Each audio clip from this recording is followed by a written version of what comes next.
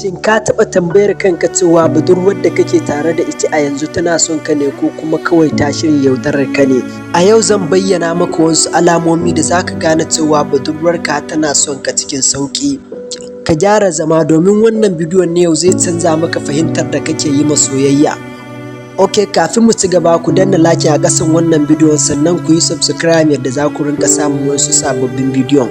Idan budurwarka tana yawan nuna kulawa ta musamman a gare ka, tana yawan tambayar ka dangane da yadda kake ji ko kuma halin da kake a ciki, wannan ma tana iya zama alamar soyayya.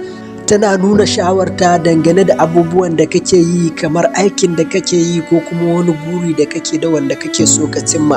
Tana yawan tuna maka da waɗansu abubuwan da suke da muhimmanci a cikin rayuwarka.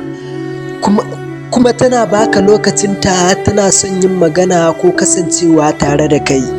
Tana yawan shirya lokutan da za su ba ku damar haɗuwa domin ku tattauna waɗansu matsalolin da ke tsakaninku.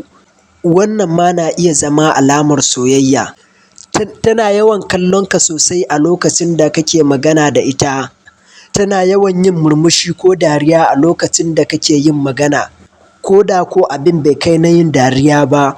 Tana yawan jan hankalinka kamar tsayuwa kusa da kai da dai sauransu. Budurwar da take son ka za ka ga tana jin daɗin kasancewa tare da kai, ba ta son ka tafi. Tana baka damar sanin wasu abubuwa dangane da ita. Ba ta yi maka ƙarya, tana yawan faɗa maka gaskiya. Tana nuna damuwarta a fili a lokacin da kake cikin wata matsala. Tana yawan taimaka maka, ba ta barin kana yawan yi mata ɗawainiya. Tana kishinka ba tare da nuna tsawwalawa ba a lokacin da kake magana da wata macen. Tana yawan yi maka tambayar da ta shafi rayuwarka. Shin kana da wata budurwa bayan ni? Wace kalar mace kake so? Da dai sauransu. Wannan ita ce haƙiƙanin masoyiyarka.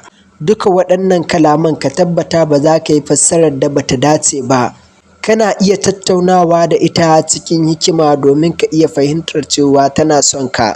Ka guji yin hanzari ko gaggawar yanke shawara a cikin soyayya.